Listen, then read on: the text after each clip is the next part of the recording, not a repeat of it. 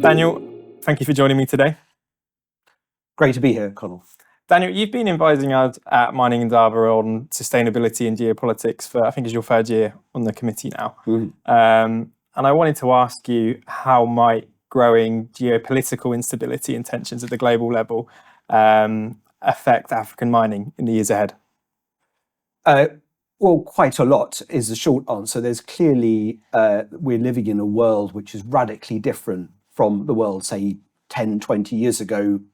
We're no longer in a unipolar world where the West and America dominate. We've got increasing competition between big powers, the West, China, Gulf states, Russia, India. And that competition manifests itself in Africa. It's also leading to or underlying or aggravating wars around the world, whether it's in the Middle East, whether it's obviously Ukraine.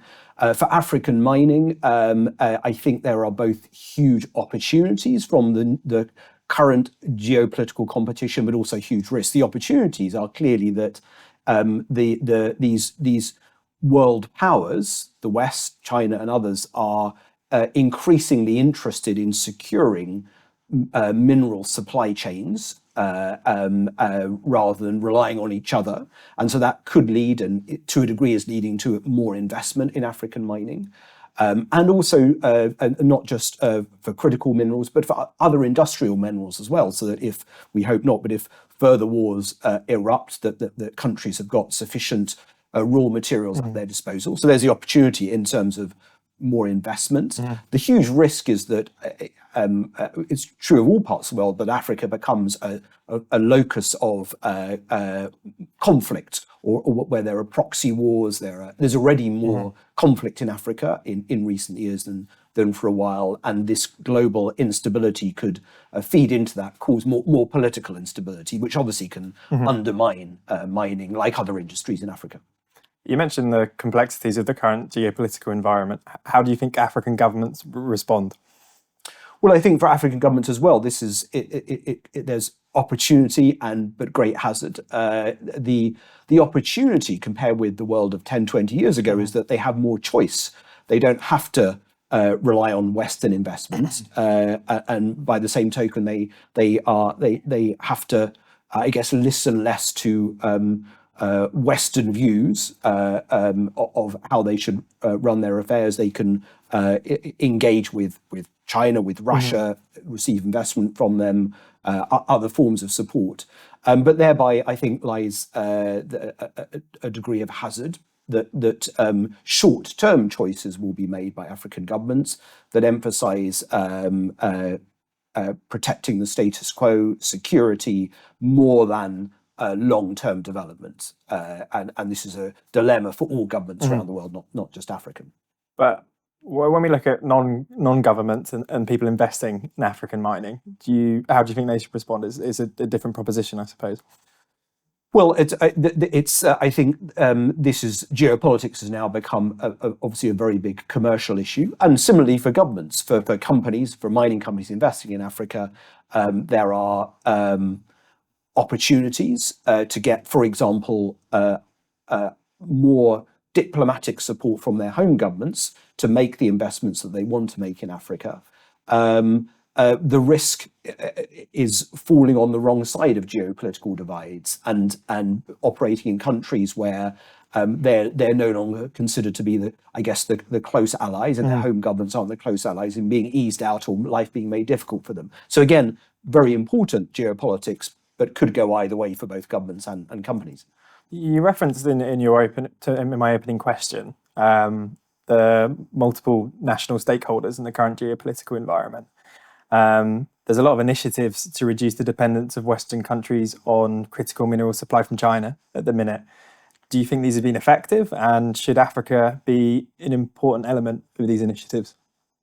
Well, as you say, there's a growing number of initiatives, particularly or including from Western countries, to secure these critical mineral supply chains. As you say, growing for many years now, a growing concern that China controls certainly a lot of those supply chains, particularly in the processing and refining, but also increasingly in the upstream. So a lot of initiatives, the Mineral Security Partnerships, the EU Critical Raw Materials Act, etc., etc., etc.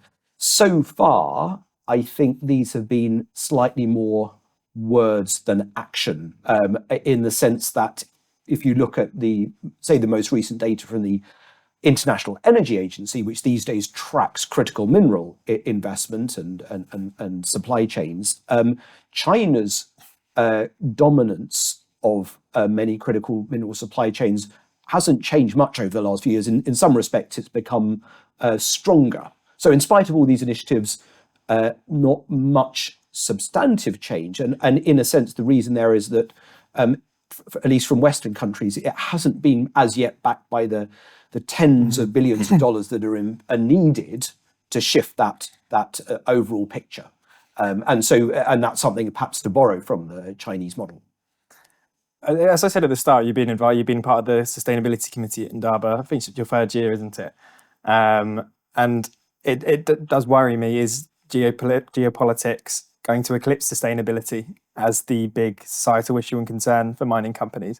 Do you think this is a real concern? Well, it's definitely the case, say, that if you look at surveys of senior executives and what are they worried about, these days geopolitics is right at the top, or obviously near the top of those lists. And in some of these surveys, you see geopolitics rising above sustainability as a big concern. My perspective would be that both geopolitics and sustainability are the two big societal issues that mining companies need to look out for, and if they get it wrong, could destroy billions of dollars of commercial value, and likewise, if they get it right, could create that value.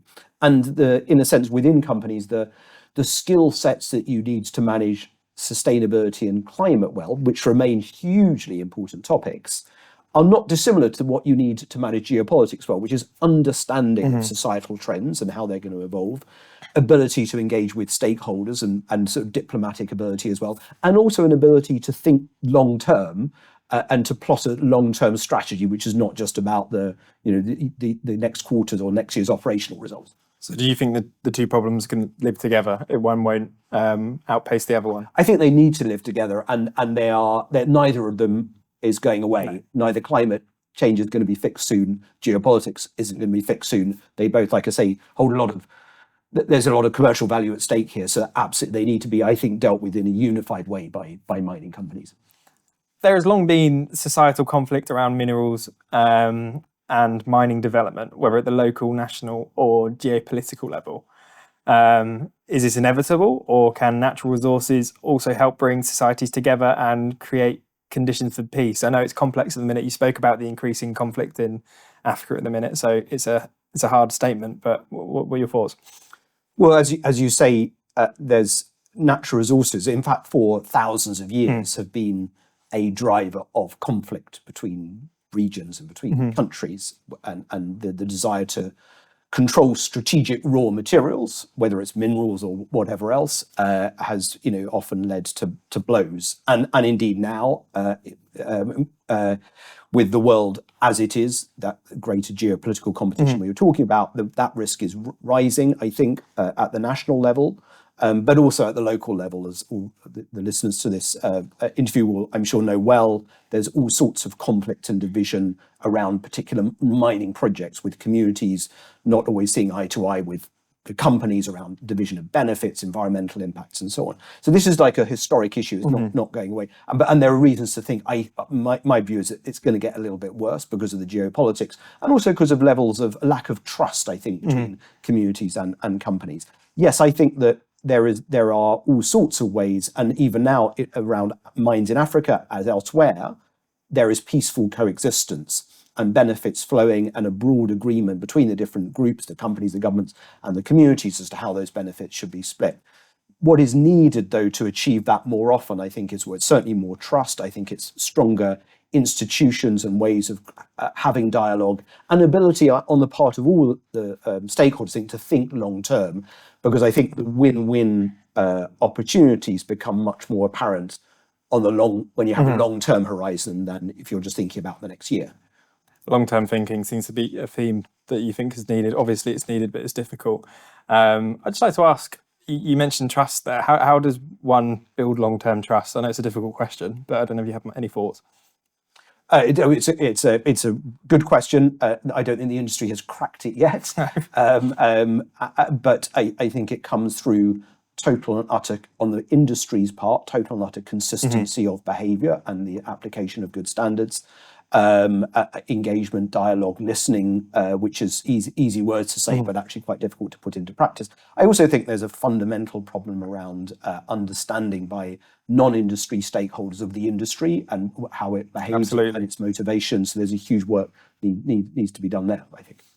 I just wanted to end our chat by asking you a question. You teased me slightly earlier in the year about a new venture you're developing in the field of natural resources in conflict. I was wondering if you could tell me a little bit more. I've been waiting to know a little more for a while. Well, thanks for asking about that, Connell.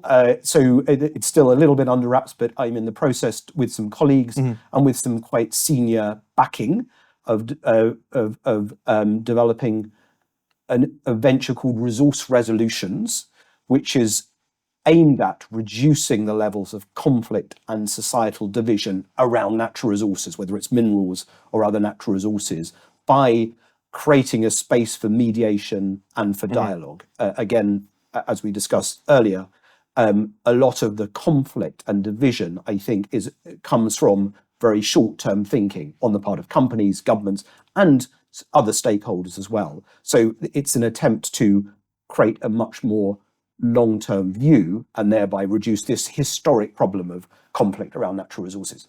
It's an exciting proposition. I'm excited to see how it develops. But, thank you. Thank you so much for joining me today, Daniel. It's been a pleasure. Yeah, likewise. Thank you, Carl.